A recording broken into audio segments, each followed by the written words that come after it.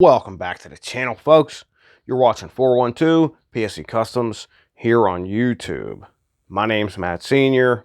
I'm the founder and CEO of 412 Public Safety Equipment Customs here in Pittsburgh, PA. We are your industry leader, custom-built vehicles for emergency fleet solutions. All right, with that said, let's take a look at the bar that we have in front of us. This bar is, as everybody knows, the Feniex Fusion interior light bar. Now, this is the split frame version, which is more common nowadays. Pretty much everything is a split frame. This one happens to be dual color in red white. So we are going to take a look at the flash patterns, how you can isolate the colors, how you can incorporate the two, and how these, if white is chosen as your secondary color, can come with an independent white flood trigger wire. Now, you might ask, why do I need that? Well, you need that so that you keep your two programmable modes for your warning. For instance, if you're running this on a fire apparatus or a fire service vehicle, for NFPA standards, you're going to want a park kill that pulls the white. So that's one of your modes. And of course, your white red would be your responding mode. Make sense? All right. Well, without further ado, let's get at it. I think we ought to turn our darkening filter on. There we go. That'll make it a little easier to distinguish these patterns. Hopefully we can get through this without any issues. Here, of course, we have Feniex first very distinguishable pattern.